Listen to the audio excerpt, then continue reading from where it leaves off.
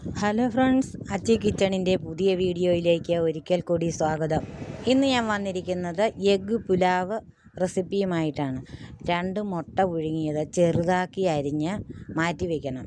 വേറൊരു പാൻ ചൂടാകാൻ വെച്ചിട്ട് അതിലേക്ക് 2 സ്പൂൺ എണ്ണ, 1/2 സ്പൂൺ ചെറുജീരകം, ഇഞ്ചി വെളുത്തുള്ളി പേസ്റ്റ്, 2 സബോള ചെറുതാക്കി അരിഞ്ഞത്, 1 മുളക് ചെറുതാക്കി അരിഞ്ഞത്, 1 തക്കാളി ചെറുതാക്കി അരിഞ്ഞത്.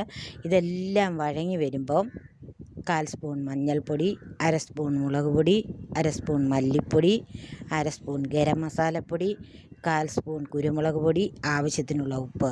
ഇതിൻ്റെ പച്ചമണം മാറി വന്നതിന് ശേഷം അതിലേക്ക് 1 മുട്ട പൊട്ടിച്ചൊഴിക്കണം. നല്ലതുപോലെ എന്നിട്ട് ഇളക്കി കൊടുക്കണം. അതിനുശേഷം അരിഞ്ഞ് വെച്ചിരിക്കുന്ന മുട്ട ചേർത്ത് കൊടുക്കണം. എന്നിട്ട് അതിലേക്ക് വെന്ത് വെച്ചിരിക്കുന്ന ചോറ് ഇട്ട് ഇളക്കി കൊടുക്കണം. കറിയൊന്നും ഇല്ലാതെ നമുക്ക് ഇഷ്ടത്തിന് കഴിക്കാൻ പറ്റുന്ന ആഹാരമാണ്. ബിരിയാണി അരിയാണെങ്കിൽ ഒന്നും കൂടി നല്ലത്. നമ്മുടെ എഗ്ഗ് പുലാവ് റെഡിയായി കഴിഞ്ഞു. എല്ലാവരും ഒന്ന് ട്രൈ ചെയ്ത് നോക്കണേ. Thanks for watching.